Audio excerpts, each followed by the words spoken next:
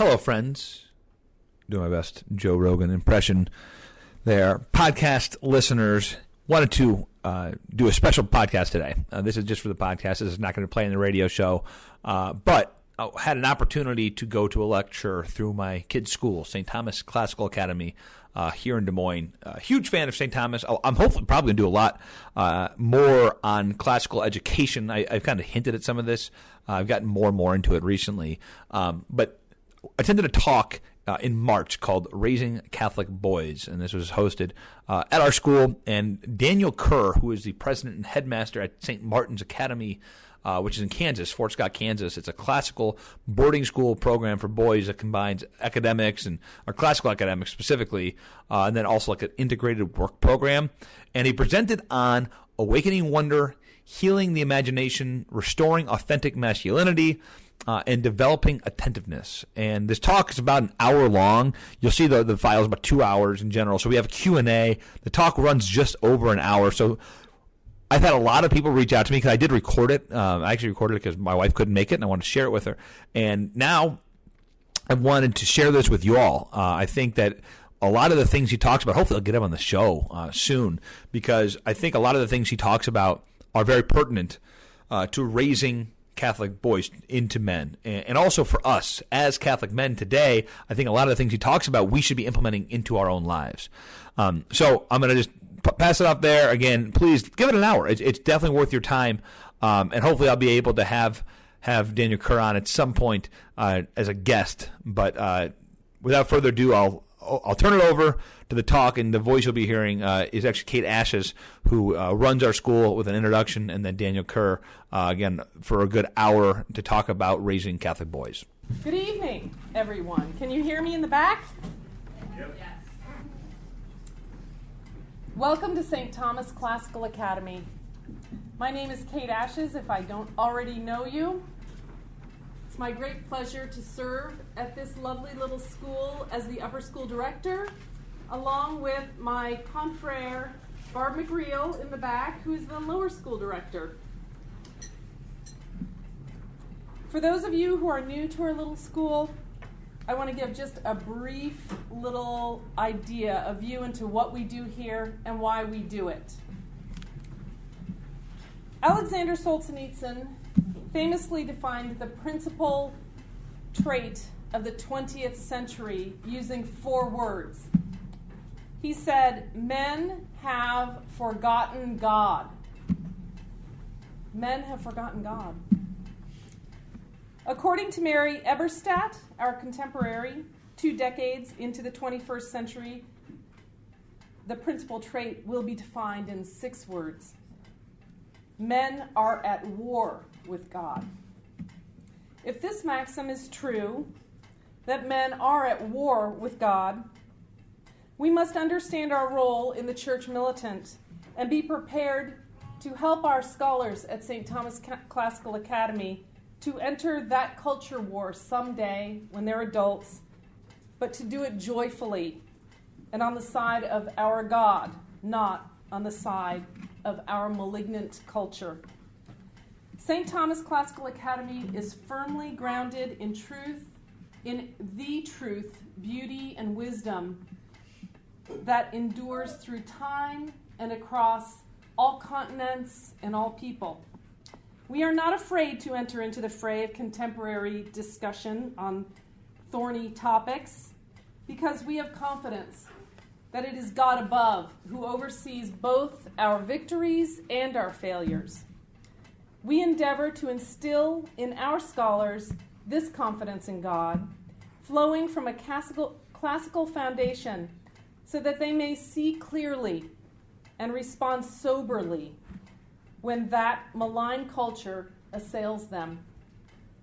For St. Thomas Classical Academy, that confidence and foundation in our Heavenly Father comes through the magisterium of the Holy Catholic Church. It informs our students in every aspect of their daily lives at our little school, not just in theology class, but also in history and spelling and science and art and recess. As the headmaster of a classical Catholic boarding school for boys, Our guest speaker tonight, Mr. Kerr, has much to offer in experience, where the rubber meets the road, in how to raise young boys into great men in a world that is at war with our great triune God. So I introduce Daniel Kerr. Thank you for coming. Very much.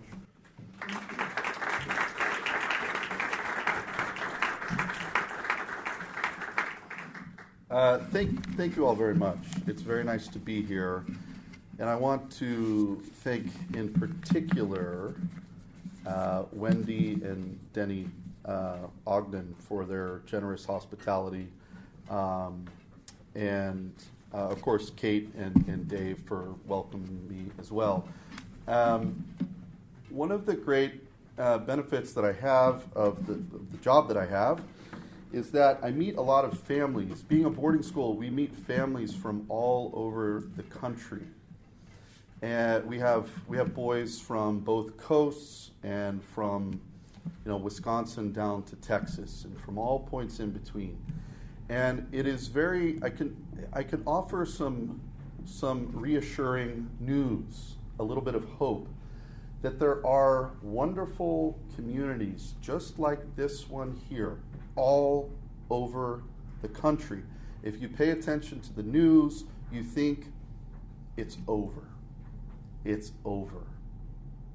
The battle is lost. The war is done. It's over. And I don't think it's over. And it's because of communities like this one here and the one in Lafayette, Indiana that I just visited last weekend, and our little humble community down in Fort Scott, Kansas. There are wonderful people, faithful people, strong people, people who have fight in them, who are in the battle, and there is hope. There's a lot of hope. So it's a joy to be here this evening. I want to kind of get down to business, as it were, getting into kind of the vision of our particular pedagogical approach at St. Martin's. But Wendy asked me to maybe share just briefly a little bit about how St. Martin's came to be. St. Thomas Classical School, do you call it an academy? What are we calling it? Okay. Is 4 years old. St. Martin's is 4 years old. So we are the same age. We are the same age. But St. Martin's has been a long time in the making. We are in Fort Scott, Kansas. It's just a little cow town in the middle of nowhere in the Midwest. And my own upbringing, I was born and raised there. Okay, so St. Martin's is in Fort Scott. That's where I was born and raised, and I am it is located literally in my backyard. The school. It's about 200 yards from my own home, where my wife and I have raised our own, and are raising our own children at the moment. Our oldest is 13. We have 7 kids. We have a little farmstead of our own on a couple hundred acres. We share the land with the school, but I was born and raised there in Fort Scott. My dad was a doctor, but we were raised on a farm. We had a milk cow. We had pigs. We had chickens. We got up every morning and did the chores on the farm. Yeah, one of my older brothers paid his way through college with his beef herd Longhorns. Longhorn. Anybody have longhorns around here? Hard to find a longhorn these days. And I went to a little parochial grade school that was revitalized by graduates from the Integrated Humanities program at the University of Kansas. Is anyone familiar with this program? Has anyone heard of that? Okay. Well, without getting too far in the weeds, this program was this program was happening in the late 60s, 70s, and early 80s. And it was 3 professors.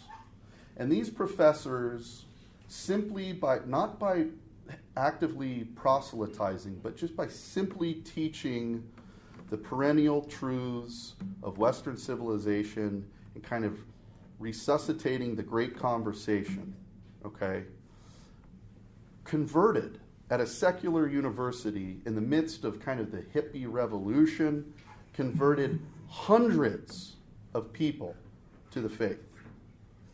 It was so effective that they were quickly shut down, of course, right? It was too much of a good thing. The medicine was too strong. But graduates from this program, converts who were on fire with the faith and with this particular kind of pedagogical approach, which I'm going to talk about here in a moment, were my teachers. Those were my grade school teachers. And so I grew up in that kind of environment. And then I went to a public middle school. And then I went to a parochial high school down the road.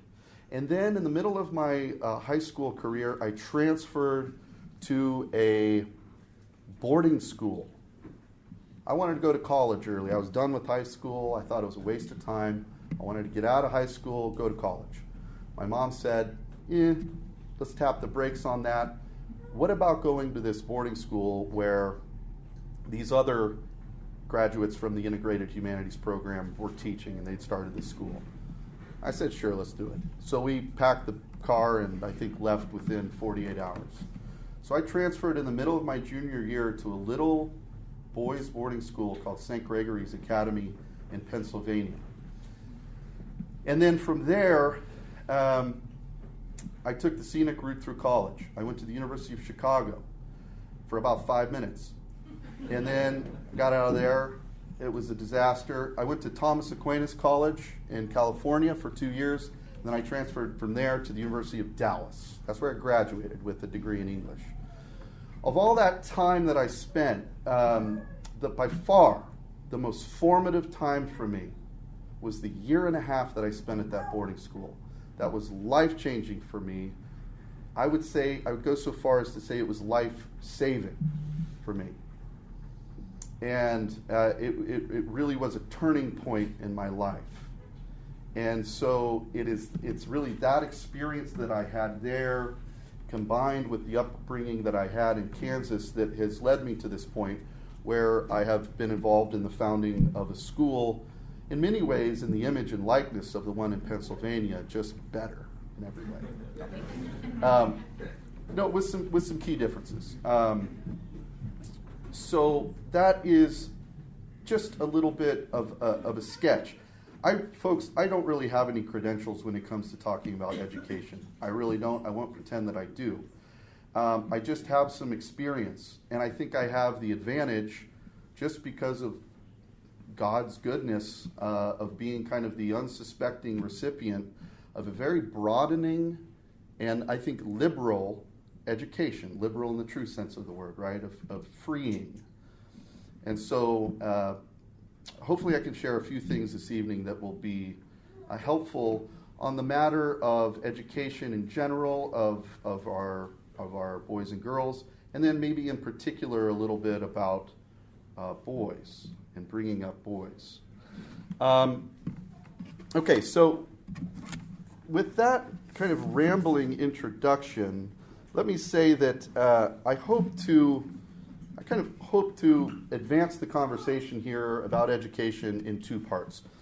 First, I want to simply give you a kind of report on the work we're doing at St. Martin's. And in particular, I want to talk about four pedagogical commitments that we made at the founding of the school.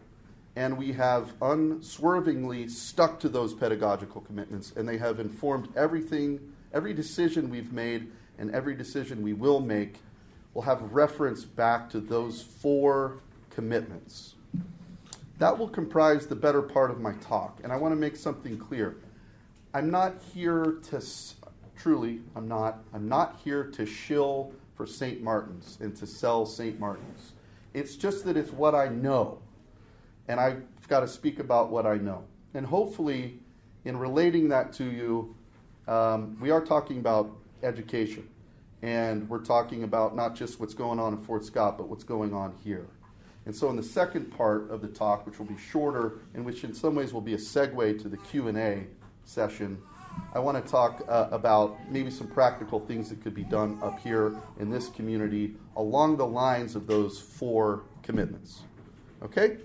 So let's get rolling. Now, before we begin on those commitments, I want to start with a story that in many ways gets us to the heart of the matter. And I really mean the heart, the literal heart of the matter.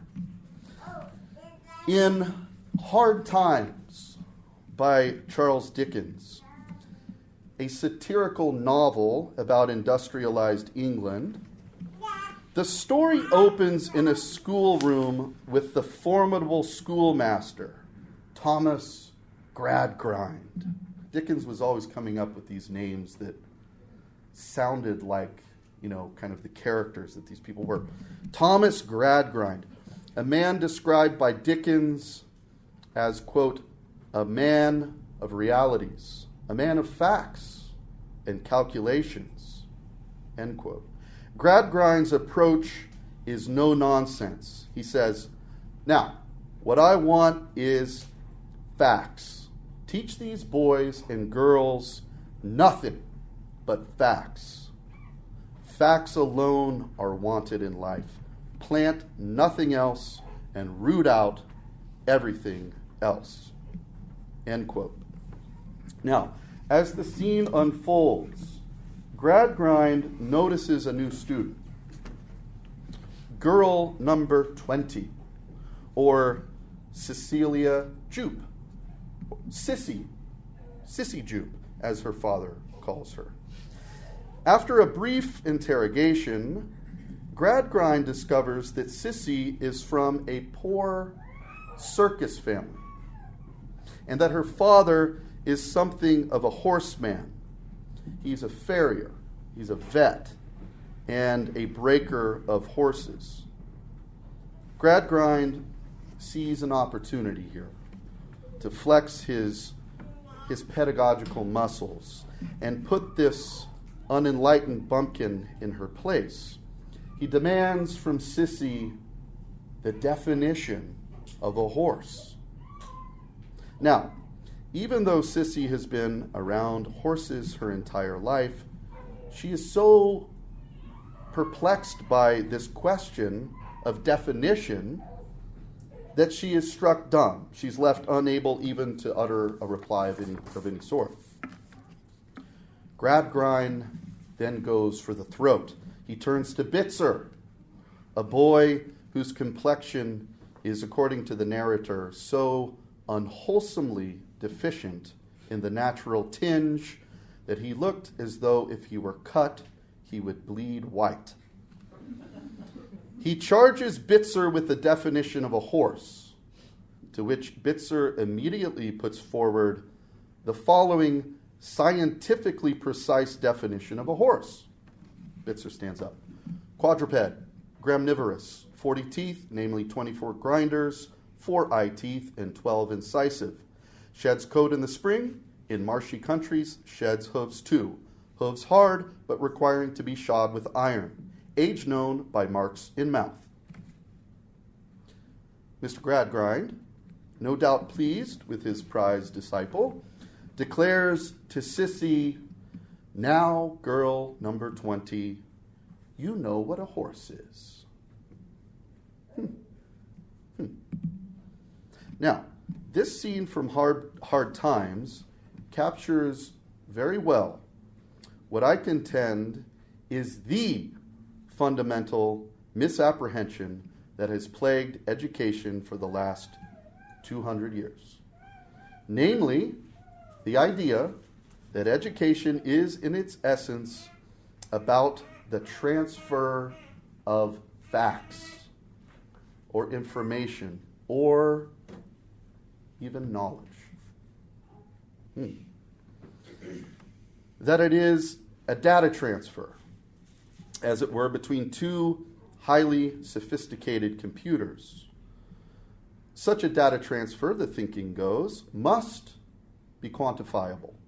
And indeed, our present preoccupation with things like standardized test scores and even grades, points to a system deeply committed to the idea of measuring the rate of transfer of said knowledge units. Now, the origins of this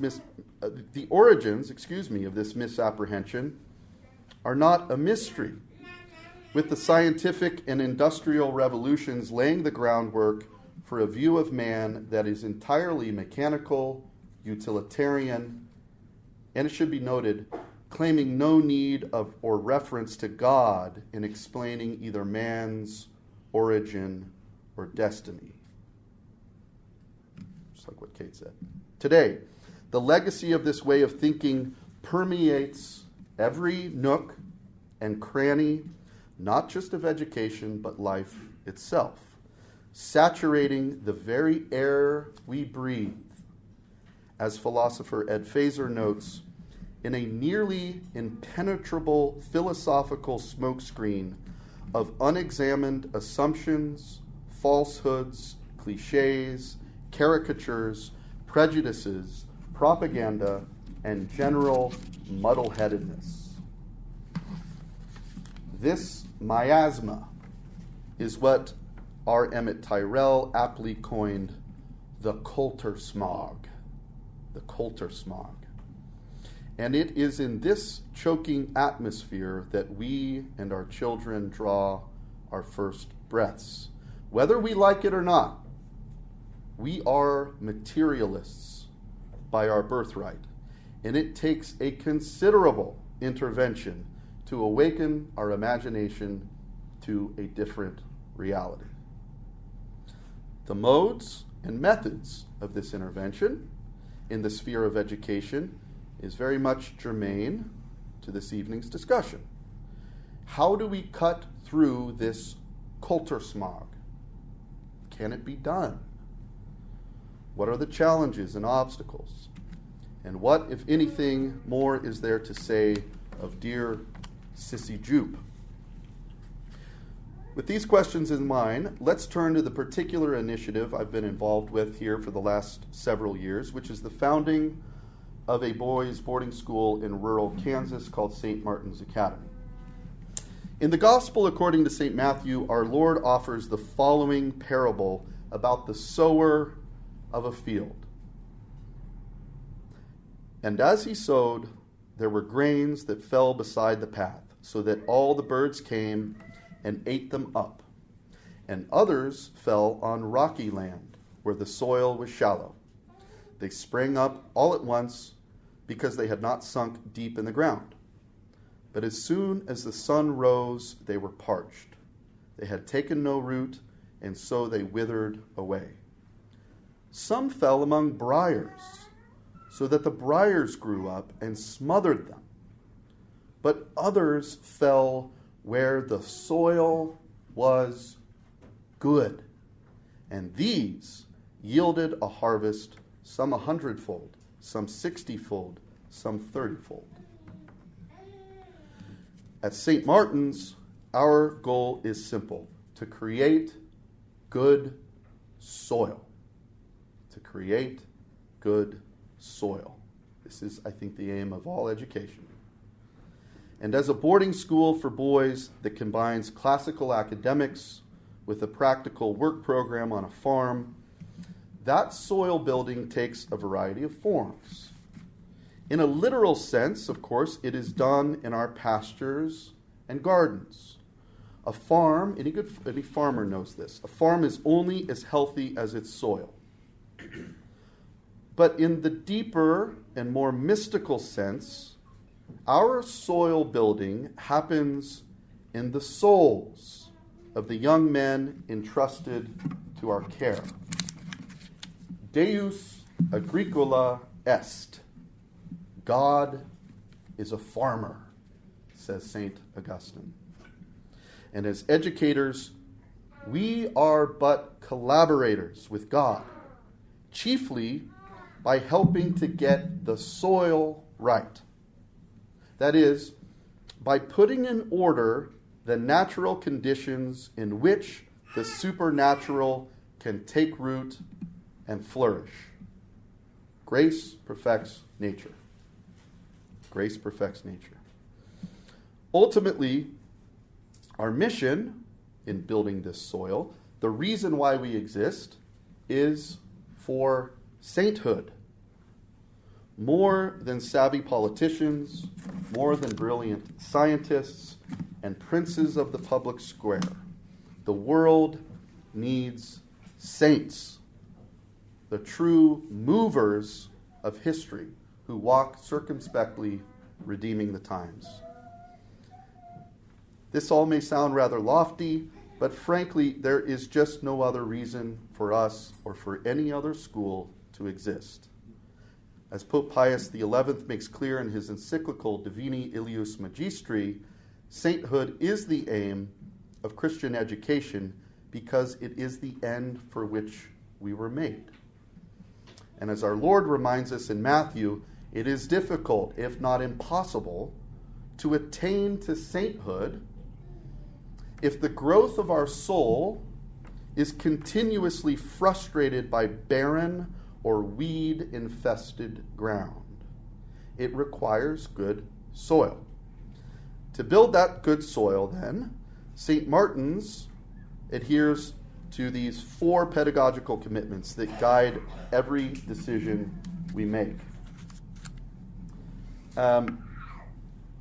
These commitments, which I'll name just in a moment, recognize that our primary responsibility as a school is to attend to the natural virtues of a young soul, the natural virtues, which will condition the soul and render it supple to the infusion and imprint of grace.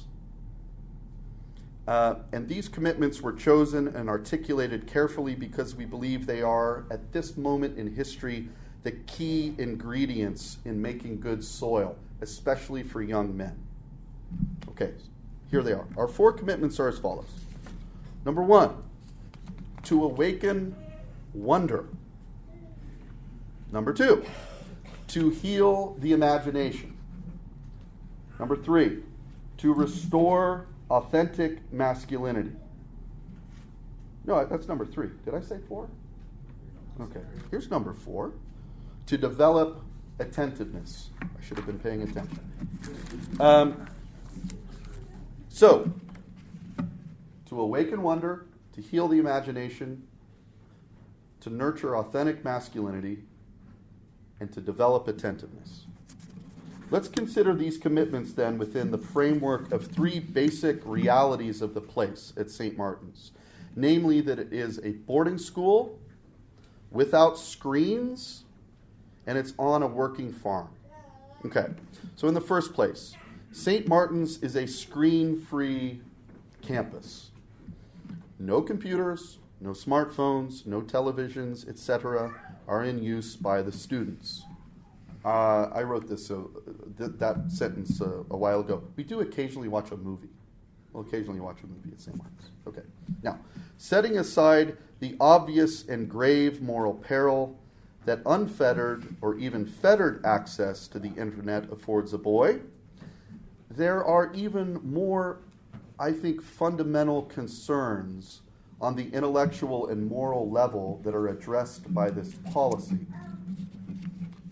I think that most people think that the worst part about screens is content. Okay? There's terrible content on screens. Let me acknowledge that fully. But there's almost an idea at times that if we could just regulate that content, if we could just keep the bad stuff out, then we're good. Then we're good. Then it's all good. But I would suggest that there are some deeper, graver concerns. I mean, nothing's graver in a way than losing a child's imagination to a addiction to pornography. That is a grave matter. But there are some other deeper concerns that affect kind of the intellect and the moral life. And so let me voice a few of these concerns about the use of technology, particularly screens. All right. I think I'm preaching to the choir here.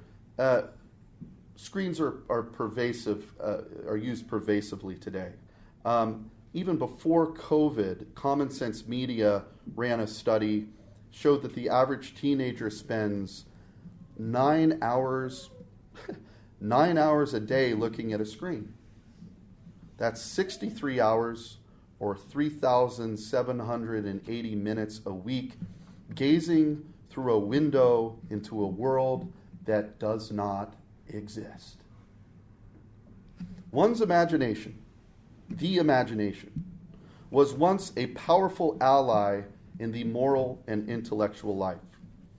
The Ignatian spiritual exercises, for example, in their reliance upon a mental reconstruction of events in the life of our Lord, leaned heavily upon an active imagination well stocked by the literature of Holy Scripture, and took for granted the first-hand experience of common agrarian pursuits like shepherding and viniculture.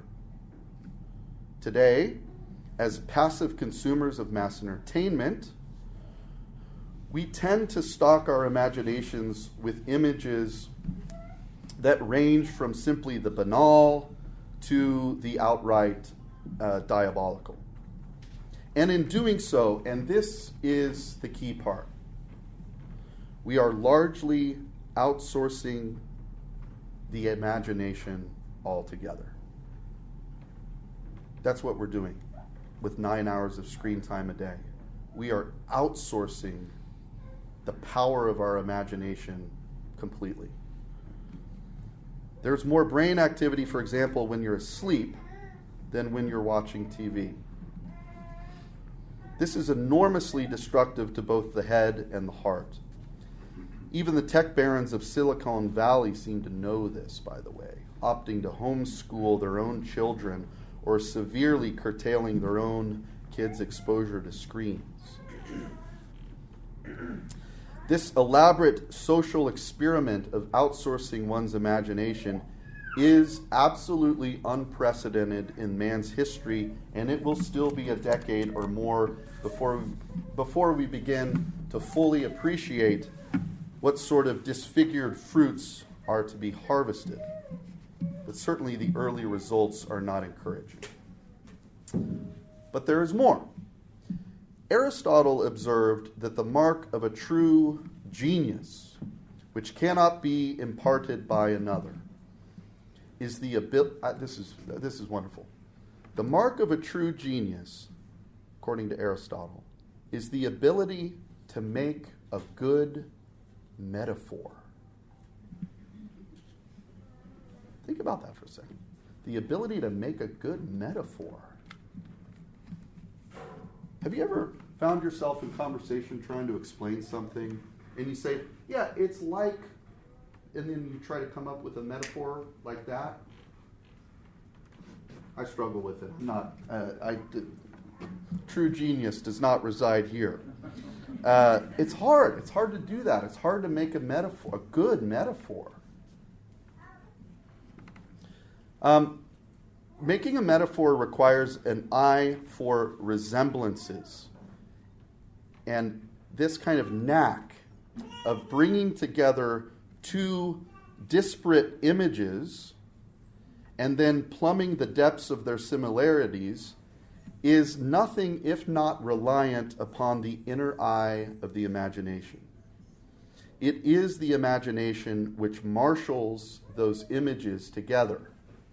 And it is the quality of those images and their fidelity to reality that create the possibility for a true, perhaps even original insight. Could we even have an original, independent thinker today? I think we can. But it's not going to be someone whose imagination has been just enervated completely by passive consumption of media.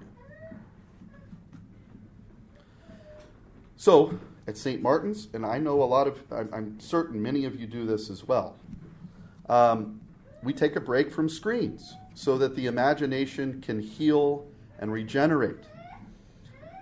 We replace the artificial noise of pop media with great stories, songs, and poetry.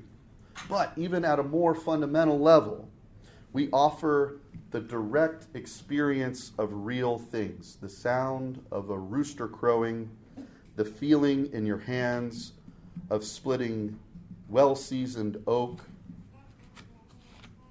or unseasoned elm. Anyone split unseasoned elm? Not fun.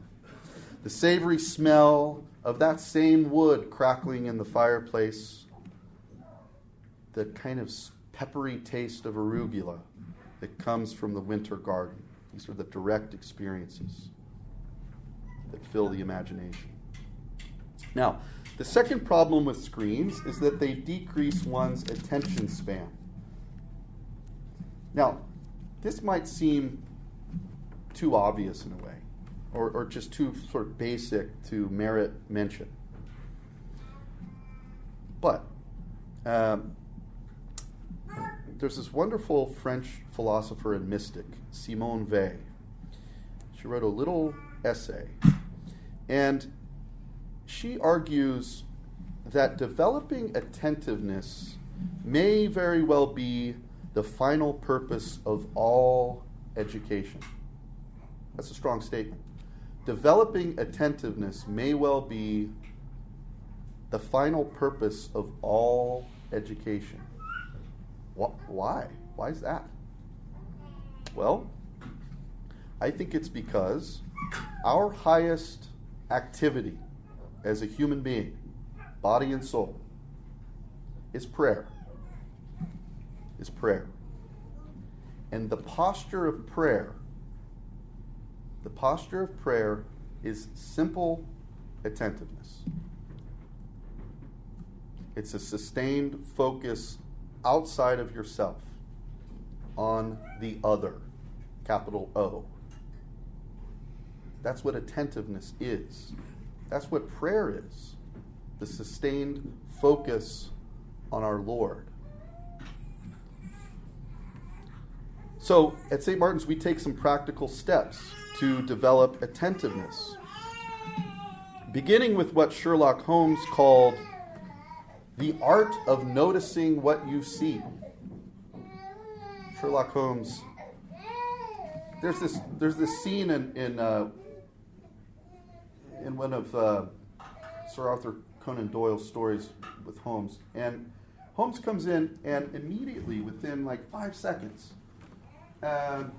is able to tell that this gentleman that he's met with is a retired soil engineer that had, within the last 2 weeks, been in South Africa, among any number of other, very specific sorts of observations and facts about this guy. Immediately knew that. The guy was blown away by it. He said, how can you see that? How can you see so much more than other people? He said, I can't see more than anyone else, but I've taught myself to notice what I see. This is a lost art, the lost art of noticing. This is wrapped up in attentiveness.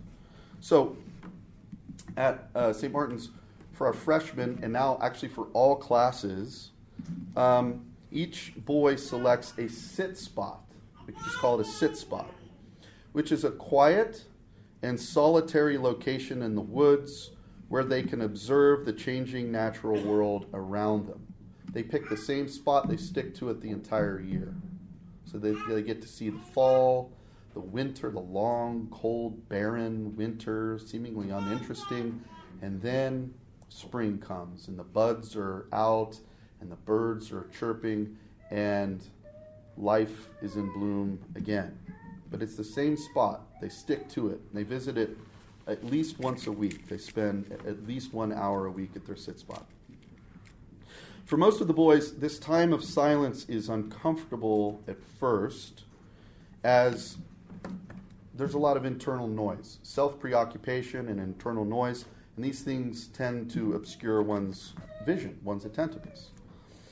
Over time, however, the student's focus begins to shift outward, and they begin to notice things that had previously escaped detection. Things like the quiet, very specific chipping of a junco. Do you know what a junco? Are you familiar with a junco? It's a little gray bird that comes down in the winter. It has this little beautiful little chipping feeding call. It's a ground feeder. And then what they'll notice is that's the same junco.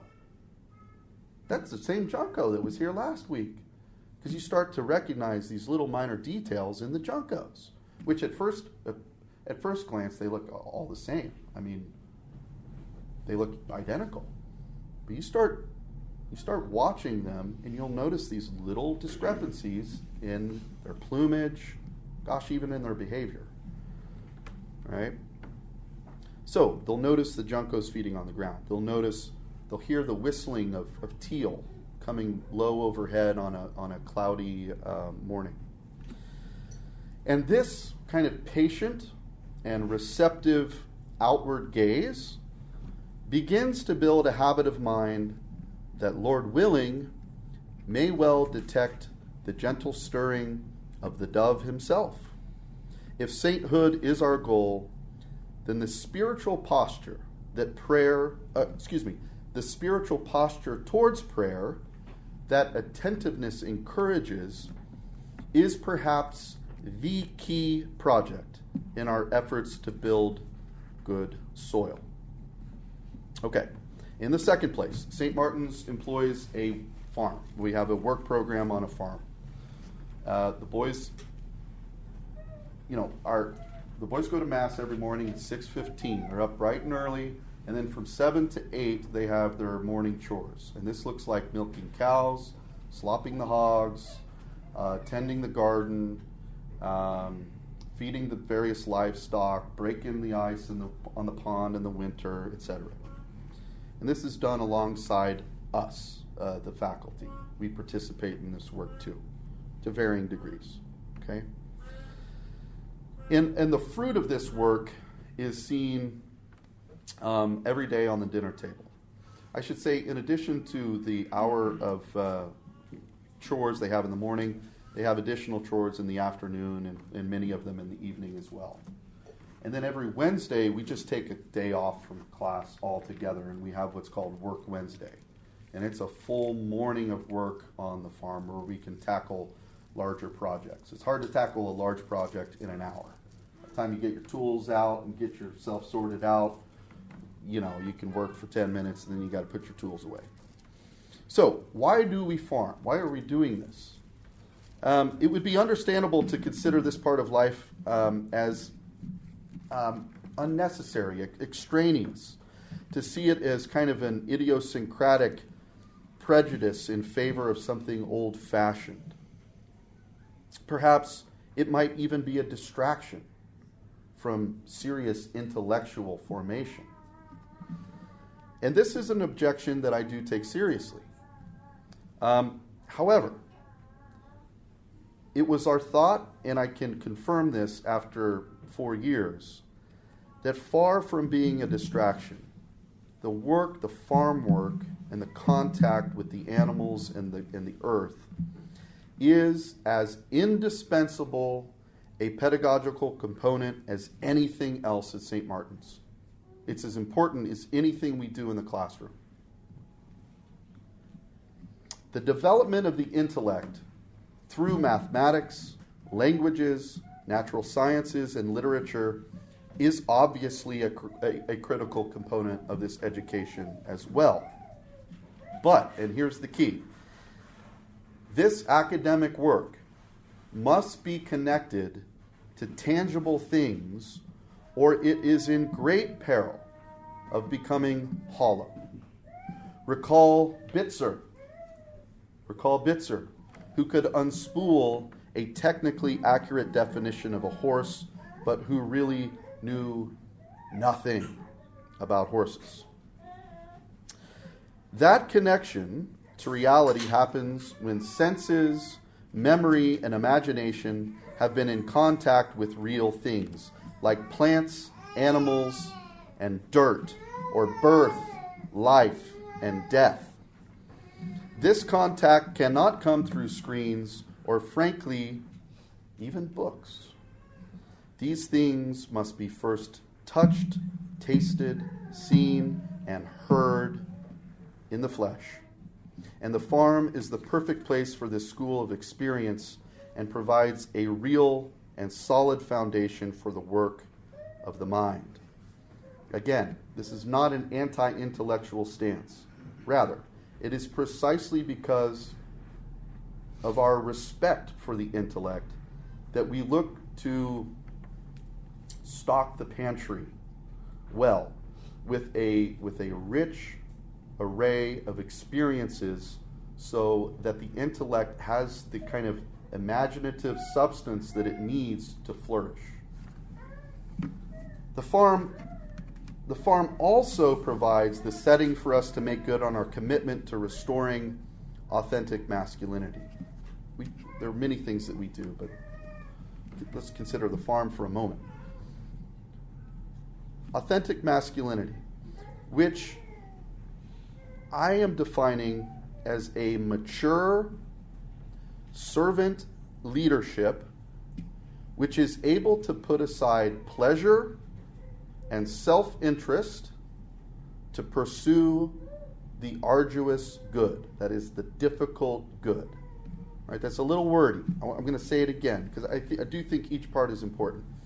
Authentic masculinity is a mature servant leadership which is able to put aside pleasure and self-interest in order to pursue the good, and in particular, the difficult good, the arduous good. More to say about that perhaps later. Bishop Fulton Sheen wrote that in the development of a young man, maturity comes about principally through two things: pain and responsibility. Maturity comes about through two things: pain and responsibility. This may sound harsh, but it is true whether we like it or not. If we want a future generation of soft and pusillanimous men, we ought to just go on continuing to embrace a culture that carefully avoids discomfort and shields boys and girls from failure. If you shield kids from failure, you shield them from growth. Period. Through early morning and evening farm chores in fair weather or foul, our boys build good habits of accountability and perseverance. And with these good habits come a quiet confidence, a kind of self-possession that only the strenuous life can provide for a young man. And by the way, this is what boys want. They don't want to be soft. They want to do hard stuff. They want to do it together. They want the band of brothers. They want to do let's face it, some dangerous stuff. They want an adventure. That's what boys want. We're doing them a terrible. When I say we, I'm not suggesting this is our culture. Okay, this is the battle we're in. This is the fight that we're in. We're on the same team. But it's a grave disservice to try to shield boys from doing hard things and falling on their face and getting hurt. All right. Last point then here about St. Martin's. St. Martin's is obviously a boarding school. Having our boys in full-time residence is key to our mission in a couple of ways. First, if our battle for hearts and minds is a battle against that culture smog, that all-pervading, choking atmosphere that's everywhere, then we have to have a culture on offer. A culture that is whole and intact to replace the culture smog. Okay? Education, as we all know as parents, is not a 9-to-5 proposition. It doesn't stop at 5 p.m. It's not a 9-to-5 proposition. And in order to make a compelling counteroffer to the bombardment of mainstream media, an entire culture needs to be articulated and then lived. The building of such a culture requires constant attention to detail across every front. We know this, fathers and mothers, we know this as we're making our home instinctively. The way that we worship, the prayers that we pray, the songs we sing, the books we read, the clothes we wear, the food we eat, our manners at the table, the stories we tell, the jokes we laugh at or don't laugh at, the games that we play in our leisure time, all these things are what create a culture. The result of this kind of cultural immersion, the hope is, and I think there's some hope, is a student with firsthand experience in the art of living well. The art of living well. Now, second, the boarding environment offers boys something that is altogether lost today in Western culture, which is a rite of passage. A rite of passage. Jason Craig, a contemporary author, wrote a book called Leaving Boyhood Behind. I highly recommend it. Highly recommend it. And in it, he notes that in nearly every culture, boys on their way to manhood have gone through a rite of passage that consistently includes the following three elements. Number one, separation. Number two, initiation. And number three, incorporation. Separation, initiation, and incorporation. In my experience, both being a student and now from the position I'm in, I do think a boarding school for boys is particularly well suited to delivering on this three-part rite of passage. Jason Craig, by the way, agrees. He said after he wrote this book, he's sending his boys to St. Martin's. Take separation, for example. Let's take separation. Each school year begins with difficult, often teary goodbyes as our ninth graders and our new students bid farewell to their family, and in a particular way, to their mom. I formally considered this to be an unfortunate and largely circumstantial byproduct of our being a boarding school. But increasingly, it has become clear that this painful separation is an absolutely essential part of these boys' maturation. Cutting the apron strings clears the way for the subsequent phases whereby boys prove their mettle over time and are finally welcomed into a community of men. It's also important to note that a boy's sense of masculinity or manhood can only be conferred to him by a man. Finally, let's do return for a moment to hard times, and more specifically, our dear Sissy Jupe. Gradgrind was right. Sissy did not possess the facts needed to articulate the definition of a horse. But having grown up the daughter of a lifelong horseman, that doesn't mean she didn't know horses. She almost certainly knew a fair number of intimate realities about horses. For example, that horses like apples, that they have a dominant side like right or left-handedness in people, that you should never approach them either directly from the front or directly from behind. She no doubt knew their smell, and she knew how expressive their ears are in telling if they are scared, cross, or relaxed. Sissy not only knew horses better than anyone in that room, she was, of course, in fact, the only one in the room who actually truly knew horses. And what's more, And this really does get to the heart of the matter. Sissi loved horses. Ubi amor, ibi oculus est, say the ancient mystics, which translates, where there is love, there is vision. Where there is love, there is vision. Education is an affair of the heart. Facts do not engender love. It takes an encounter. Okay. Now, I want to turn briefly, and then I hope I haven't gone too far in terms of time. You doing okay? Got another 5 minutes or so, and then open it up. Yeah? All right, great.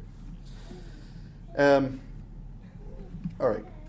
Before we get there, this kind of simple, direct, experiential form of knowledge is what Dr. Senior at the University of Kansas, I mentioned that program earlier, it's what he referred to as the poetic mode of education. That's the poetic mode of education. The difference between Sissi and Bitzer is the difference between the industrialized, the poetic mode of education, where you encounter reality on its own terms, and then this kind of industrialized, quantified, compartmentalized version of education. All right, so now let's turn to the final part, in which let's consider some practical ways that we can awaken wonder, heal the imagination, restore authentic masculinity, and develop attentiveness in a less carefully scripted and controlled environment than a boarding school. Okay? So first, awakening wonder. Socrates says, wisdom begins in wonder. If wisdom begins in wonder, where does wonder begin? I say, look up and look out. Look up at the stars and look out upon the beauty of God's creation. Wonder is properly defined the healthy sense of dread in the face of mystery. It humbles. It stirs the soul to deep and sometimes fearful questions. Here's just one practical suggestion that we all can do. And not just for our kids, but you all should do this because it is wonderful. Get H.A. Ray's books. Find the constellations and the stars. And take your kids stargazing. If you don't have kids, get the books anyway and go yourselves. Go stargazing. H.A. Ray, does that ring a bell for anybody? Curious George. You got it. I scoured all these fancy books, highly technical books, because I teach astronomy in the natural history course. None of them compare to H.A. Ray's books on the stars. They're beautiful. Okay, get those books. Teach them the myths of the constellations and have them learn to identify in the night sky the 15 first magnitude stars as well as Polaris, the North Star. And here's an inside tip. Use a laser pointer. Use a laser pointer. It's amazing. It's game-changing to use a laser pointer when you're going stargazing. This is the appropriate use of technology. It's appropriate. And you don't need special equipment. You don't need this expensive telescope. Really what you need, you just need your eyes. And if your eyes aren't great, even with a good set of binoculars, you can see the moons of Jupiter. And you can see the Andromeda Nebula, which is the farthest thing away that can be seen with the naked eye, about 2 million light years away. All right, next, healing the imagination. Look, we have to curtail screen time, pure and simple. It's not just a matter of bad content. It's a matter of enervating the imagination itself. And I think here's a point. Healthy boys should not only not spend a lot of time on screens, they shouldn't want to. They shouldn't want to. They should see it. It's a strong statement. But they should see it. A good, healthy boy ought to see it as weak and effeminate. Spending a bunch of time on a screen. Let's note there is a massive difference between effeminate and feminine. Okay? Nihil in intellectu nisi prius is Aquinas' so-called peripatetic axiom, which translates, there is nothing in the intellect which was not first in the senses.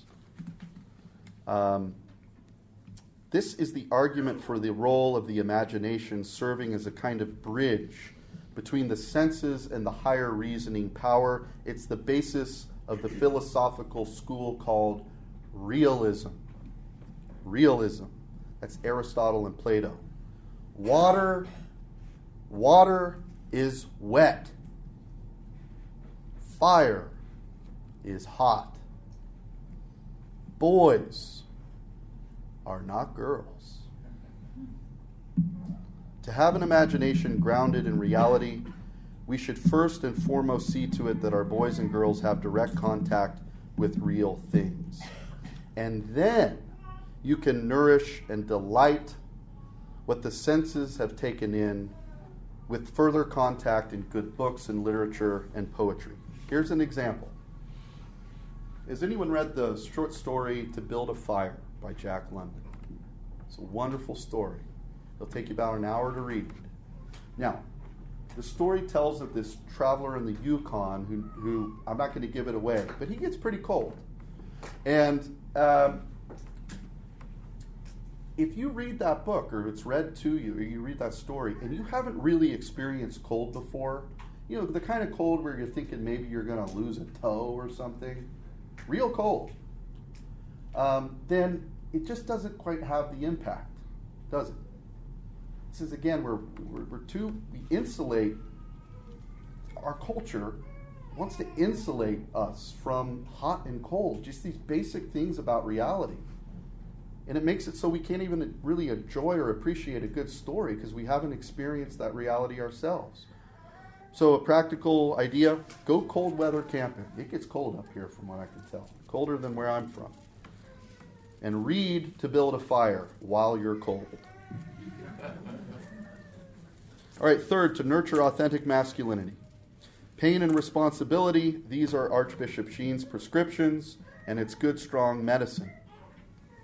Look, if you can't have a family milk cow, most folks can have chickens, which at least gives lads and lassies the opportunity for responsibility.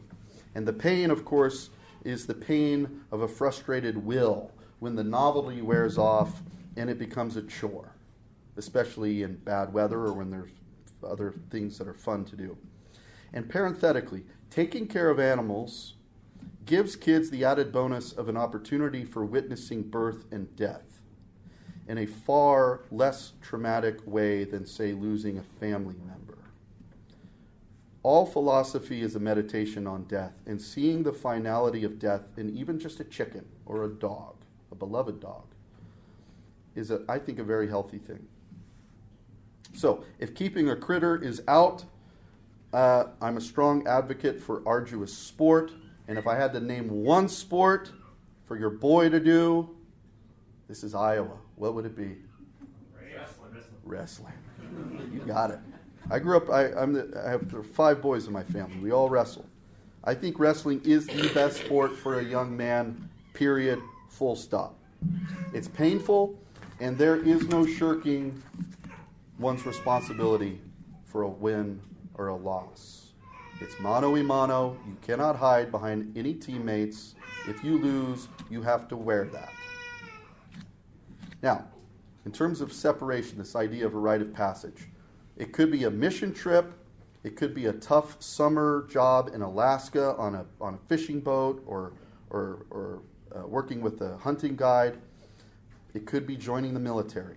But the point is this: your sons, our sons, must experience real separation from the family between the ages, at some point, between the ages of 14 and 18, or else they will have a lot of difficulty leaving boyhood behind. And yes, there is danger in all of that, but not as much danger as the self-destructive behavior of a 30-year-old boy. Finally, to develop attentiveness, I would warmly recommend the idea of the sit spot for you and your kids. Whether it's a local park or your backyard, all you really need is a little space of green a tree or two, maybe a bird feeder, and freedom from heavy noise and distraction. Also, have them keep a nature journal and draw. Nothing trains the eye quite so well as drawing or painting, but using your hand to replicate what your eye sees. Okay, final thought, then I'm done. There is a temptation at times for those of us in smaller communities in so-called flyover territory to think that the work that we're doing may not have much impact, okay? We see the world, if we turn the TV on, I mentioned this earlier, we see the world around us burning down on a global scale from war and pestilence, and it would be easy to succumb to despair. But this is the devil's trick, and we should never forget Benedict XVI's astute observation that the church, ultimately, the church drives history, drives the future of the world, and that the future of the church is determined most of all by its creative minorities. The future of the church is determined most of all by its creative minorities. Creative minorities who, like St. Benedict, flee the maddening crowds and rebuild civilization one recitation of a psalm at a time in the shadow of a falling empire. The world needs saints, and in God's providence, we should not be at all surprised if it is here in Des Moines or over in Lafayette, Indiana, or in Fort Scott, Kansas, that God, the farmer, will use the good soil we have built to sprout a new saint to move the world. Let it be so. Thank you.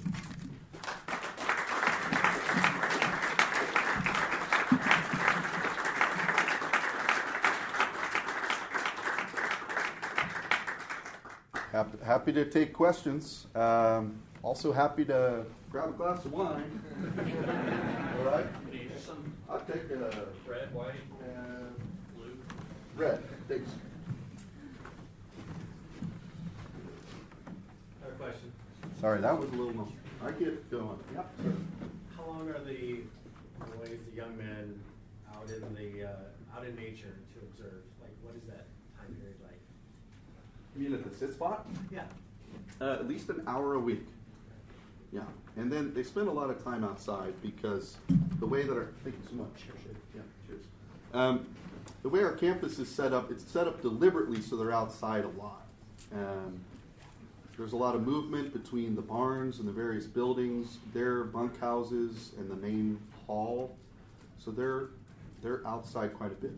But this time of solitude is an hour a week at least. And they really need it because it's socially pretty intense to live in a community like that. We have 60 boys. Yeah, 9th through 12th grade. Yes, sir. I have a question. I know you said your oldest is 13. Pardon me? Your oldest is 13, right? Right. So I assume you're going to send your own boys to this boarding school? Definitely, yeah. Okay. And then where would you send your girls? And then I guess the other question is, will this create the separation that you think your boys need at this boarding school? It will. It'll create the let me answer that first. I think it will create the separation. I'll be there quite a bit, but my wife will not. And so I think it will very effectively create that separation. I'm not too worried about that. Where will the girls go? We're working on some sort of answer to that. I have 5 girls and 2 boys. So it's on my mind. Yeah. But I'm also pleased with the possibility, because I do really, I really love the boys that we have at the school. And so when I'm thinking about what I can give my girls in terms of an education, I also think about where's my daughter going to find a good guy? You know? And, well, there are a lot of them in the backyard. Now that's going to be a real problem, though, in about 2 or 3 years. And I'm not naive to that fact, and it's a little scary.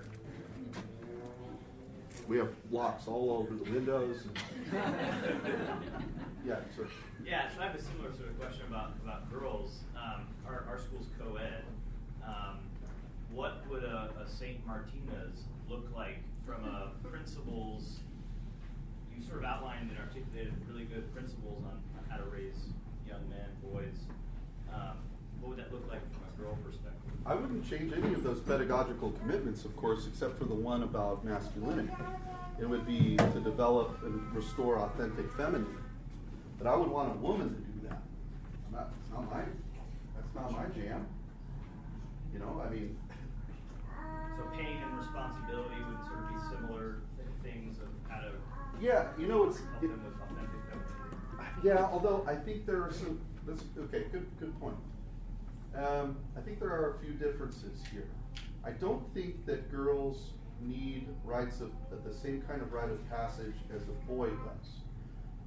Part of Jason Craig's book, he was noting that rites of passage in cultures have to be sort of intentional for boys. That is, they have to be thought out, scripted, carefully considered, and then implemented and followed through with.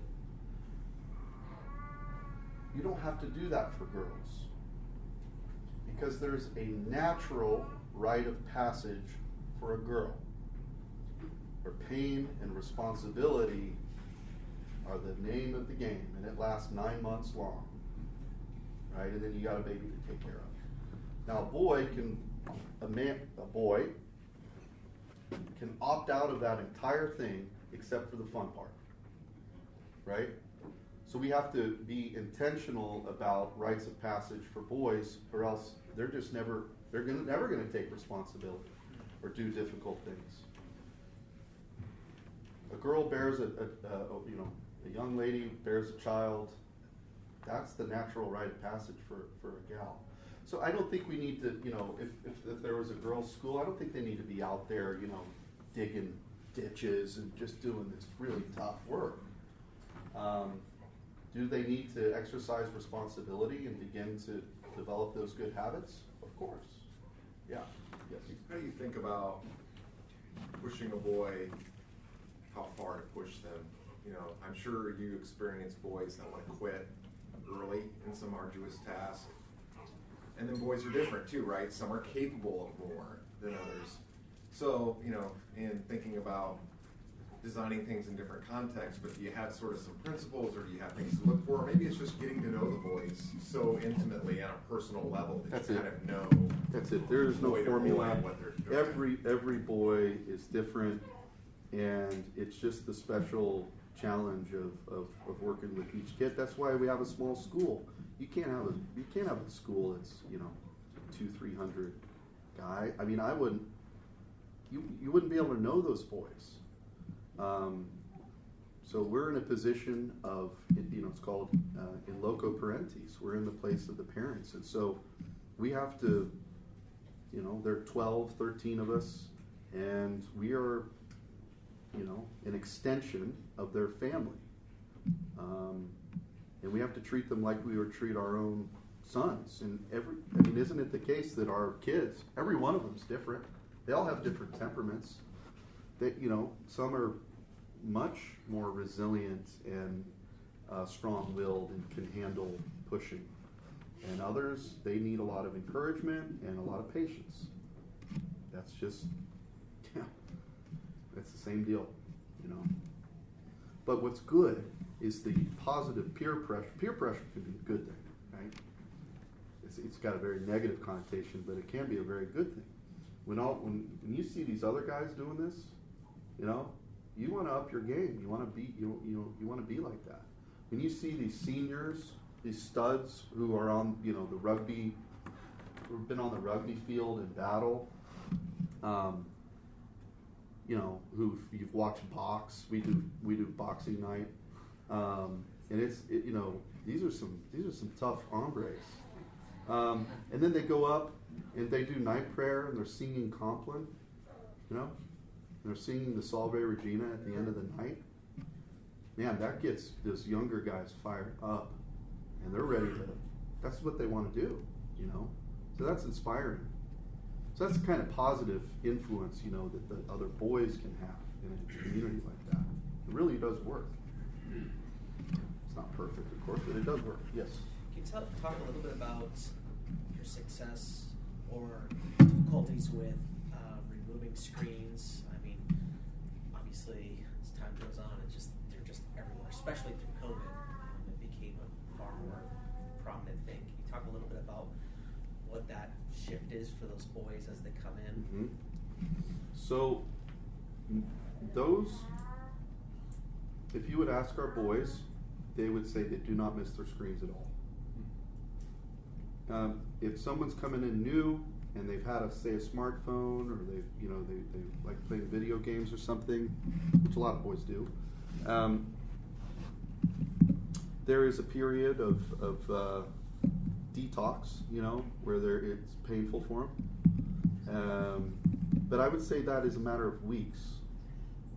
You know, we've had a couple of boys. Look, the school's really new, so you know, I'm sure there are certain scenarios that just haven't happened yet. But we have had a couple of boys who've come to the school who, as it turns out, were just profoundly addicted to gaming and to a screen. And they, in most circumstances, they've not worked out well because they are just looking over their shoulder. They cannot wait to get home and get plugged back in. And so we've moved in our admissions to not to say, hey, you know, are you a gamer? Because if you are, you can't come here. No, not that. But we do say, look, do you want to come here? Do you want to come here? Because we want boys who want to be all in and they're not looking over their shoulder about thinking about the comforts of home. And then if they say, yeah, you know, it's not their parents' idea, but they really are, they've bought in and they're invested in it, they don't look behind. So it's surprising how much they like not having their phones there. It would surprise you. And it would surprise you how quickly they forget about it completely.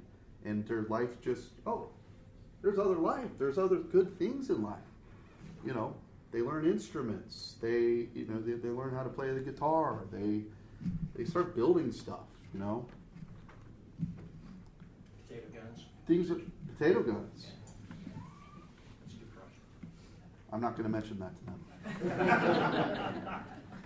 They do play this thing called, what is it?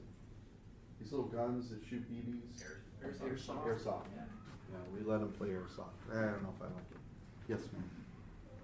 I looked at your website, and it also had as part of the curriculum that you teach some of the construction trades, and then you have ex-military come and work with the boys on physical training and sports.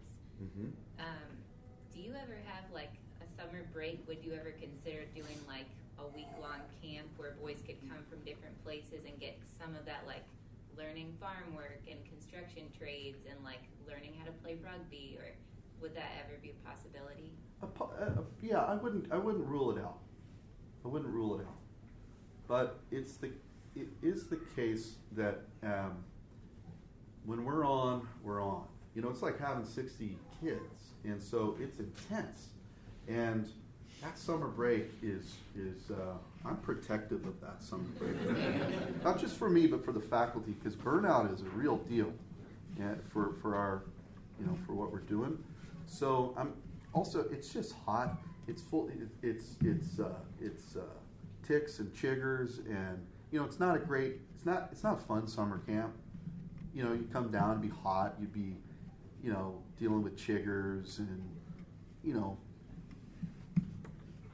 come down and be miserable. We did a summer camp one year, and it didn't go that well. I mean, it didn't. Yes, sir. Do you ever see the kids regressing with screens after summer? You see them coming back home and definitely. Yeah. You mean going back home, getting plugged in? Back to video games, back to movies, back to stuff. Yep, definitely. Mm-hmm. So they're not totally sold in the idea of this is for the devil and I'll put it forever. No, but do they develop, I think, a healthy kind of disdain for that culture of just excessive screen use? Absolutely. Now, are they weak, and do they get back into old habits? Of course. No, but I think we're giving them some tools. I mean, we're giving them a break enough so that they can kind of see the forest from the trees. We're just so immersed in this stuff that you almost can't imagine that you could do without it. Well, they learn that they can do without it and actually be happier. So, but the stuff is like engineered to suck you in, you know? So, man, it's tough. I gotta check the rugby score real quick, actually. Yes? Could you talk a little bit about the connection to the church at St. Martin's, if you have mass or confessions or stuff like that there? So we had a chaplain the first 3 years, and then he retired officially, but he kept saying daily mass for us. And then we just brought on a new chaplain 2 weeks ago who's committed to 5 years at the school. He's an amazing guy, an amazing priest. He's a canon lawyer. He just finished up his doctoral studies in Rome. Really impressive guy. Also very good with the boys. So we now have a stable, permanent chaplain. Our local bishop is on our board of advisors. We have a very good relationship with the Diocese of Wichita. We have daily mass every morning at 6:15. The boys learn how to serve. We have mass in the extraordinary form. And we have the daily confession and daily exposition of the Blessed Sacrament. It's pretty intense liturgical life. This is ora et labora. I mean, this is the Benedictine life. Work, study, prayer. And it's a very full schedule. They're up from 6, they go to bed at 10, and I mean, it's just boom, boom, boom, boom, boom. They get a little break in the evening. Yes, sir. What do Saturdays and Sundays look like? Yeah, they have. So in rugby, this is rugby season now for us. Okay. So we had a match up in Kansas City this afternoon. 15s or 7s? 15s. Oh yeah, yeah. And this is our second full year doing 15s, and we're getting to be pretty decent. We're ranked like number 22nd in the 22 in the country. Yeah. Guys are pretty tough. Sunday's a day of rest, so we don't script a lot. The boys need unscripted time. I just mentioned this kind of really, scripted, regular schedule, very full. They need the weekends, especially Sunday, to take a breath, have unscripted time together. So we really try to keep Sunday reserved for that.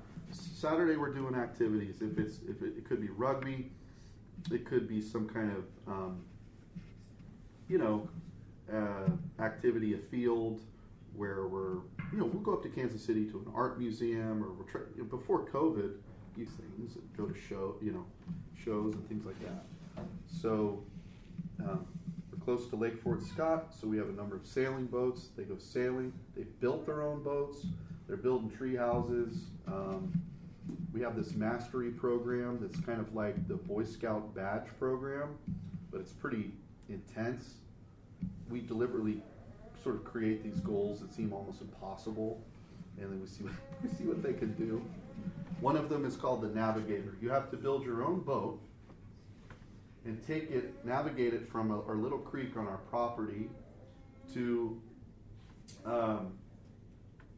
Rock Creek Lake, the Marmaton, the Little Osage, and then the Osage. And that gets you across the Missouri border. In river miles, it's probably 40 or 50 miles. They have to build their own boat and do that in order to get the badge. And we don't give them any help. Yeah. Yes. So you said 60 students right now. Do you have, moving forward, obviously you want to keep it on a personal level, but I got on your website, it seemed like you had big plans for growth as far as or maybe We have big plans for the growth of the campus, but Yeah. not of the student body. 60 is it. That's it. And then, I really like it, I wanna send my boys there to Yeah, we should, we're in the same boat. Yeah. Hey, let me just say this. You know.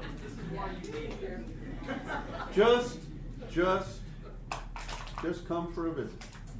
You don't have to commit to anything more than that. Just come down for a visit. That's all you have. That's it. Just get her to come down for a visit. Yes, sir. What's it cost? $21,500. Per year? Right. That's room and board. That's room and board. That's everything. That's Yes. a boat. What's that? A boat building. Yeah. No, we don't give it. No boat building materials. I have to scrap that. By the way, I do think it's worth mentioning on that note that St. Martin's, and this has been our desire from the get-go, it is not a school for the elite and the socioeconomic elite. If you have a boy who wants to go to the school and he's a great fit and he really wants to come and we think he's a great fit, 9 times out of 10, if not 10 times out of 10, we figure out a way to make it happen. We find a sponsor, we find somebody, we figure it out, we make it happen. We have boys who come from well-to-do families, and we have boys who come from families that have 12 kids and a single income earner, and there's no possible way they could, afford full tuition. But that's the Catholic, it's a Catholic school. This is not a school just for a certain kind of, socioeconomic status, Our best, not surprisingly, a lot of our best boys come from these big kind of scrappy, rural families. And they're enormously valuable to the culture of the school. So, yeah. I'm just curious, what's the uniform for the boys when they're doing Yeah. their work and study? Yeah. So for mass and school, they have a tie. Each class has their own Scottish tartan tie that they're given at the beginning of the year. They wear a navy blazer, white Oxford shirt, kind of pants like this, and some kind of reason. We let them wear boots because they're outside so much. But they are outside a lot, and so there's a lot of changing over. A lot of laundry.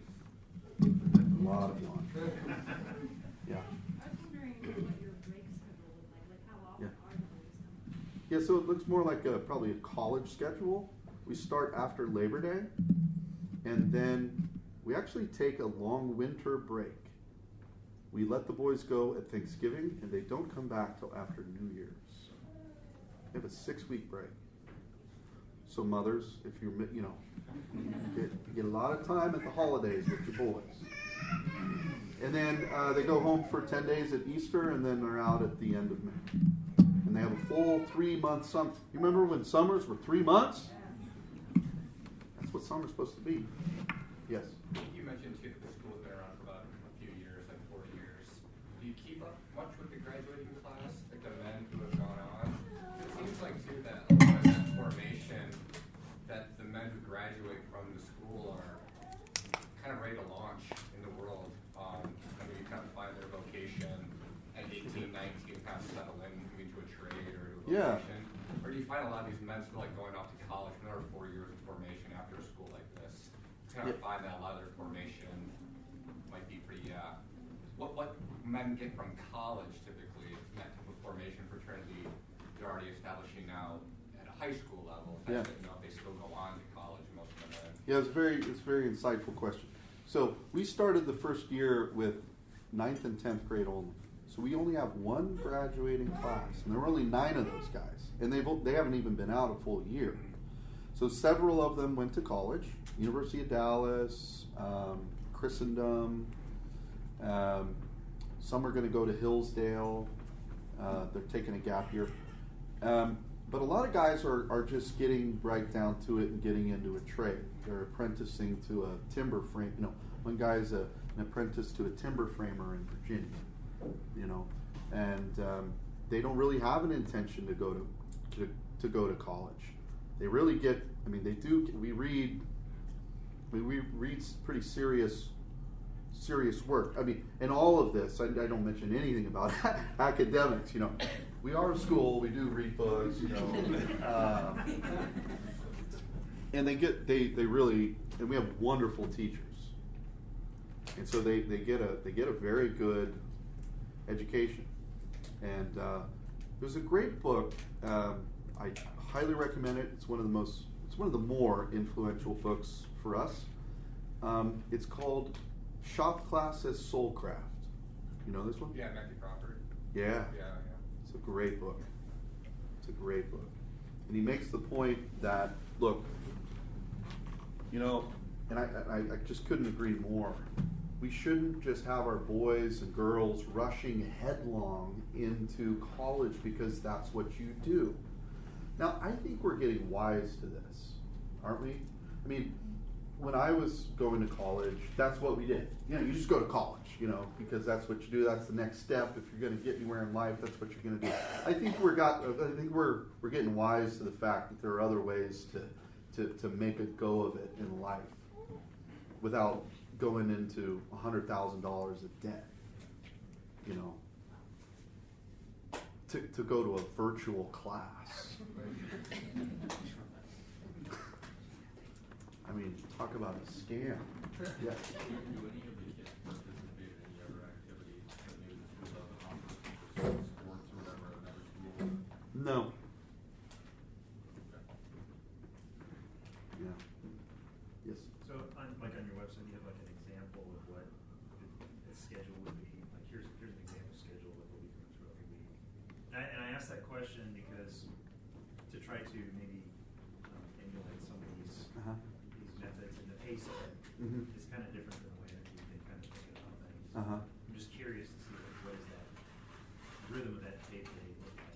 You have that example available? On the website, yes, it is there, I think. Okay. Now, how accurate it is, the website's a little dusty. So, but just to get it, you know, because again, this is kind of a paradigm shift maybe for a lot of people. Sure. I'm just kind of curious, what is that pace for the day? Go visit, Chris. Do you want me to, I can give you a quick kind of run through the day, if that's, or that's all. Want to take the time? Up at 6:50. Well, they get up before 6:15, but mass at 6:15. Chores from 7 to 8. Breakfast at 8:15. First class at 9. Classes till noon. 3 classes till noon. Lunch, they eat very quickly, and then many of them are doing afternoon chores.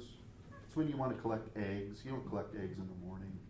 You collect them, you know, hens like to lay about 9 or 10 or 10:30.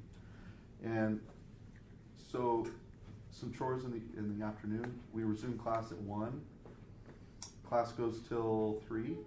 They have 3 afternoon classes, shorter classes.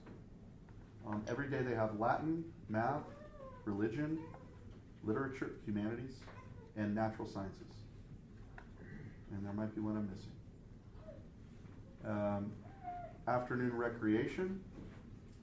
Starting after the new year, it's rugby. We do rugby.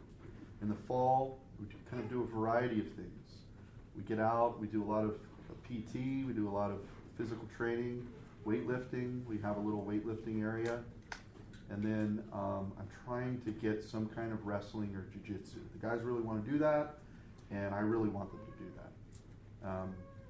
That takes us to 5:30. They do a walking rosary around campus, and then dinner at 6. After dinner and cleanup, by the way, the boys clean we don't have janitors and people who do the laundry. We do all this stuff. So we have prefects and teams that handle all this. So, you know, kitchen cleanup after dinner is a big deal. That takes a lot of time. You know, so that's done by 7, and then from 7 to 9, they have free time. We've tinkered around with mandatory study hall, which we've done more. We've done that a lot. But we've moved to a model of free time. And if you can't handle your studies, you will be put into mandatory study hall. So we're not going to make it mandatory for everyone, from 7 to 9. If you What can are handle. most doing there then? What's that? What are most boys doing there? Reading, studying. Do you have any kind of disciplinary process? Yeah, I mean, so just real quick to finish up the night then, at 9 o'clock, starting at 8, we have exposition of the Blessed Sacrament in the chapel and confession. And a lot of the boys are going up, they're studying, they're praying, they're going to confession. I don't want to paint too pious a picture here. These are boys, but, they're pretty good boys. And then Compline, which is we chant in Latin at 9. Lights out at 10. So that's a day in the life. And then, what was the question? Discipline process. I mean, surely they're not angels all the time. No, they're not. So we try to employ as much as we can the Salesian form of discipline, which is John Bosco's method. And it would be called, he would call it the preventative method, which is to just be as present as you can be with the boys. In other words, it's not crime and punishment. We're not just, you screw up, we're bringing down the hammer on, okay? And we have these kinds of, our RAs and our house fathers are just there to bust you doing something bad. We take, all the senior faculty members take a full night where we spend the evening with our families. We have dinner there with our families. Mine's Monday night. So I bring all the family over, we have dinner with the boys, and then I'm there the whole night. I sleep there. And that's so we have just a continuous, stable presence among the boys, so we can kind of ward off, them getting into mischief. Of course, that doesn't always work, and they get into mischief. And so we have, kind of a series of escalating strikes that can result in suspension or dismissal. We have 3 non-negotiable infractions for which you are immediately expelled. One is the possession of a screen that connects to the internet. If you have that, you're expelled. Period. The other is the possession of pornography. If you have that, you're expelled. Period. The third is any kind of illicit drug. I'm not talking nicotine and alcohol. I'm talking marijuana or something worse. Also, a vaping device. The vaping device is immediate expulsion because it is it's a way for them to smoke marijuana without being detected. So those are 3. We're not messing around. I mean, we're not messing around when it comes to allowing. If a kid has on the sly a screen that connects to the internet, there's only one thing he's interested in. There's only one reason you have that. It's not to keep in touch with grandma. And that's got to go. Yeah. Yes. Do you have any boys who are sent to the school against their will? No. You won't accept them? No. Yes, sir. Approximately how many applications do you get a year, and then what is that selection process? It's got to be hard for 14-year-old boys, selection process. What Yeah. does that look like? Well, there's just 2 parts to the admissions process. You fill out the application, and then you come for a visit. So everyone has to come for a visit. And then we try to spend some time with the parents and the boys. We ask them that question of, do you want to be? Is this your right? Do you want to be here? Or do you think your parents want you to be here? And you can tell pretty quickly.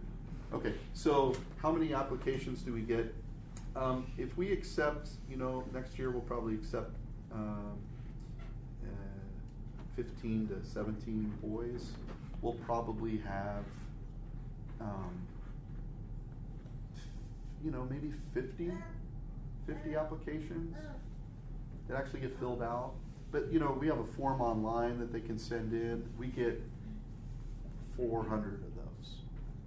Initial inquiries, that we kind of then vet a little bit and then get through, kind of. If it looks like someone's serious and a good fit, then we encourage them to come for a visit, and then we encourage them to fill out the application. Yeah. If anyone's a good rugby player, you're pretty much in on it. If you're a good wrestler, you're in. Yes. I'm asking for my girls. Do you guys do any dances ever, or have that on the radar? Yeah. So this little symposium that we do, the Prairie Troubadour, which was 2 weeks ago. We do a kind of combo for the boys where we do waltzing and swing. They love it. I mean, they can't get enough of it. And we may well do another dance. Trouble is, you got 60 boys. Where are we getting 60 girls in Fort Scott, America? We'll get a bus and we'll Because I'm not calling the local high school and saying, hey, can you truck out 60 girls? Be a mess. Yes. So at the top of the talk, you sort of differentiated what you do from a more industrialized model of education. Mm-hmm. But you've got to assess the boys somehow. Can you tell me how you're assessing academic progress at the school? Yeah, good question. Well, I would say that it is done primarily through the teachers and through our academic dean, right? But how do we measure their progress? I don't think there is a way quantify in a quantitative way that we can. I tell the boys that are in my class, grading is subjective. It's subjective.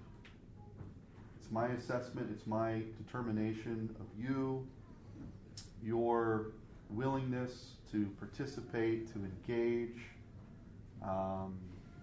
your eagerness to do the readings and participate in the conversations. Of course, I'm giving consideration to their mastery of the subject, right? That is the particular content that we're working with. But there is no, kind of sequential quizzes plus this, X plus Y equals grade, C, B, or A. We leave it to the good judgment and the discretion of our teachers. And I'll say this, we have boys who don't really read very well. I mean, they can't really read very well. And I think that's fine. And that's just who they are. And I'll tell you what, usually those boys can work, and they have other talents,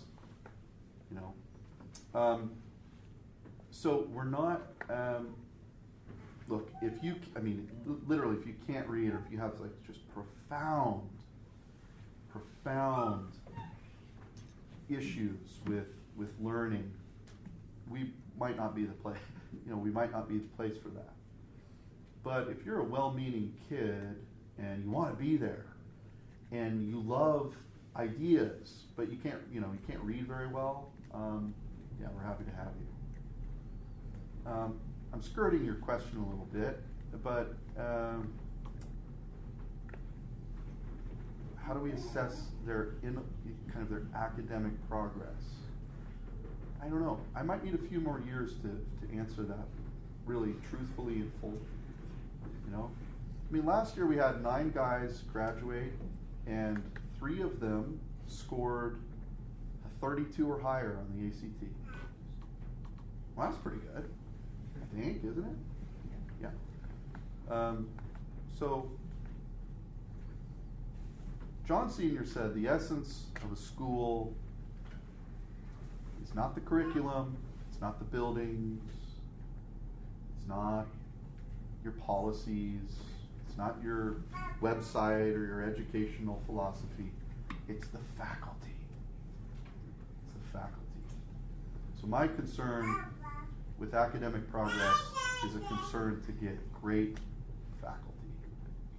That's what I focus on. Yes? Why St. Martin of Tours? Okay, this is a good question. Is there a shorter, I want to answer it, is there a shorter question? Because this takes a minute. Okay, great. So, before the school started, if you would ask me who St. Martin of Tours was, I would have said, I'm not really sure. Maybe I probably lived in the 15th century or something. No doubt a good guy. So, in a lot of ways, the inspiration and impetus for starting the school for me personally was happened when my father died. Okay, he passed away on November 11th, 2015, and that November 11th is the Feast of St. Martin. I didn't know anything about St. Martin, but when my dad passed on that day, I started taking an interest in St. Martin. The more I learned about him, and the more this school project simultaneously was beginning to ascend, the more I thought you couldn't pick a better saint for boys. St. Martin was, he basically was born around the Edict of Milan, 313. He was this kind of proto-Benedict who really, in a lot of ways, was the father of Western monasticism, brought monasticism to mainland Europe, especially to France. He was a soldier. He was a monk. He was a warrior against the heretics. He was damn near killed by the Arians in Rome. He was a slayer he was a demolisher of pagan temples. And then he became a bishop and was this very skilled and savvy leader. And he brought Roman organization to the Catholic Church because after the Edict of Milan, suddenly the church is able to operate in daylight. And Martin brings this kind of Roman structure to the organization of the church. In the parish and the diocese, these are things that Martin helped to build. The word chapel, it comes from Martin's cape, the same word as capella. It was originally, a chapel was a building in early Christian, in early Christianity to venerate the cut cloak of St. Martin. There's the iconic story of St. Martin cutting his cloak for the beggar who was freezing. That's where the word chapel comes from. St. Martin is probably, certainly in France, but I would say in Western Europe, behind Our Lady and maybe St. Joseph, he is the most venerated saint in Western Europe. He's just foreign to Americans. So the more I learned about it, he's also, Martinus is the medieval, and it was Christendom's Thanksgiving. You know, so for us, being a school that really cares about kind of these agrarian pursuits, we also take feasting pretty seriously and good food pretty seriously. And so that made sense. So it just made sense on so many different levels. And when I say, and it sounds like kind of pious, it sounds pious, but I really mean it. St. Martin chose us, and that's just clear as day to me now. And he has been an active patron for us. And we have an active relationship with him. It's not like we chose him, now we move on. He's an active player at the school. Yeah. He's trying to break into the U.S. market. What's that? He's trying to break into the U.S. market. I'm trying. Yeah. I'm trying to get him in. Okay. I'm happy to take more questions. I'm also happy for y'all to So is is the farm purely for a work project for the kids? Is it a farm as an enterprise in and of itself? Okay. Is it some combination of the two? Yeah. Like a full-time farmer? I mean, running a farm is Yeah. not easy. No, it's not easy. Initially, it's the primary purpose of the farm is the pedagogical aspect of it for the boys. Secondarily, it puts food on the table, and more it puts food on the table. I mean, we certainly eat from our farm weekly, if not daily. And we're getting closer to eating daily from the farm. But we also have a goal, which is in 5 years, to become completely independent from the commercial food supply chain. And that means scaling up in any number of different ways, including personnel. We do have a farm foreman. He also happens to teach 5 classes. But he's this young German, he's a workaholic, and he's just an absolute stud. And then we have 60 boys. I mean, we have 60 boys. Not And for they- 3 months in the summer, you know. Yeah, but interestingly, the way we have things set up, running livestock is easier in the summer. Sure. They're out to pasture, they're grazing. It's just not quite as much to do. We dry up the cows in the summer so that they're dropping calves in August and in September. So we kind of shift things around so that we can, as a faculty, cover down. Everybody who's at the school on the faculty really is there in part, they're there because they buy into the vision of the school. They just didn't happen to fall into this. You can't do that. It's just too crazy. So they're there because they want to be there, and the farming aspect for all of them is very attractive. So they're more than willing to jump in on work. And so it's a joint effort in the summer. But we do things to kind of scale down. Now, in order to get to this 5-year plan, we have to, we're going to need more help. And so we're not recruiting.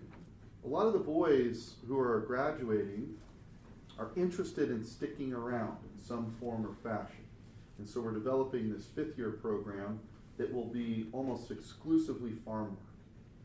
We have a guy coming back he'll be here this next year, and he's just going to be 100% working on the farm. And so I think we'll get to a point where we have the manpower to do it. We're actively acquiring acreage too. Hay, because they're not there in the summer. So What's that? The boys don't get to bale hay. Yeah, I know. They're gone in the summer. All right. There's, that's true. We did bale a little hay. I mean, we didn't. They loaded hay in the fall from a fall, fall harvest, just as soon as they got back from school. It's so funny, most of the boys, they just blew them away that this is what hay is? This is just grass? It was cut? Yeah. And then bundled up? Like that's what hay is? It's really funny. But yes, they miss out on some of that. Yeah. 2 questions. How mechanized is your farm? Well, not very. Because you're not doing like row crops, really. No. Yeah. Yeah. Okay. No. Not very mechanized. We have a lousy tractor, small one. Sure. And then one of the farm foreman is getting into draft horses. He has 2 draft horses and has been mowing and plowing and doing all this. The next unit for the juniors in their natural sciences class, which is really just farm ecology, is they're going to be working with these draft horses. So we have a little bit of. Is there a second question? Yeah, and then like when you're looking for faculty, are you in the U.S. or are you looking around the world for people? How do you find people for this type of? People have, to this point, people kind of find us. Yeah. We have saying in Iowa that we say if you build it. I've heard that. You're welcome. You can take that with you. So what Hey, is you know what, man? I'm telling you, that's been part of the philosophy. It's like, okay, if we do this, I think we're gonna get people, and it happened. So what is the demographic cross section? I mean, just kind of cultural variety of your faculty work. You mentioned Germany. Half are converts. Yeah, maybe more than half. The zeal of the convert is real. Almost none of them had agricultural experience. Liberal arts education, yes, but not all of them. Pretty diverse. Yeah. Any women on the faculty? Well, we have a secretary, and then for the first 3 years, we had a gal who taught history and humanities. Yeah. And then we had a gal who's working in development and fundraising. Yeah. You had questions? You know, I was going to ask, after 12 years of Catholic school, I came back from college, and then many years later, I found that a lot of my pals that I grew up with were no longer Catholic. Yeah. And I know you're still kind of collecting data on this, but first of all, how many boys that come in that start that so far have gone every year? Do you have a little drop off, or somebody that comes for a year and says, it's not for me? And then the follow-up question is, and I know you can't answer it, it's an opinion, but do you think these guys will go on and continue their faith, grow up and be good Catholic men throughout their life? Yeah. So first question is, do we lose boys? Is there attrition with, yeah, sure, yeah. Maybe, not as much as I had thought we would have. Less than I would say about 5% per year. At this point, we're very careful about vetting, and if they want to be there, they usually hang on, do well. All 4 years. Yeah. Okay, so yeah, it's really hard to say. Of course, I'm optimistic. Yeah, I'm optimistic that they're going to be faithful men the rest of their life. As we know, a lot of it is, whether a boy or a girl, is when they grow up, whether they keep their faith, is whether their father keeps the faith. And not just superficially, but actually has the faith. And yes, we're a boarding school, and we have their captured attention for 4 years, but that does not override the power of mom and dad. Right? And most of these boys come from really strong families with strong dads. And so I'm because of that reason alone, I'm very hopeful, very optimistic. Well, that seems to be some of the secret sauce that people are, trying to figure out. What do we do now to help them continue that faith later? Yeah. Okay, maybe one more, and then yes. So, have you guys ever thought about producing some kind of commodity, like brewing beer or something like, maybe not beer, but you know what I'm saying? In other words, produce something out of this farm. Definitely. Yeah, we thought about pork, pork and lamb. So we have a dairy herd, and then we have probably 80 head of hogs at the moment. We probably have 200 sheep. It's not just a little rinky-dink farm, and we have a pretty good amount of livestock. So yes, but I want first and foremost to get to this point of self-sufficiency before we start exporting. That's my main concern. If things, between inflation and everything else and the world just being crazy, if things get bad, and we saw over the last couple of years, things can get bad and weird in a hurry. I want to just keep going. We're just going to go. We got our own food supply. The education of young men needs to continue, right? We're going. So yes, we'll I bet it'll have a part of the future. I think about it a lot, actually, but nothing yet.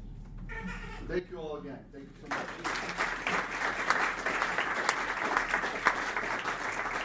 Well, as you can see, our wonderful guest left his wife and his kids at home and made a sacrifice tonight to talk to all of us complete strangers and offer a little bit of wisdom about raising boys. So I want to really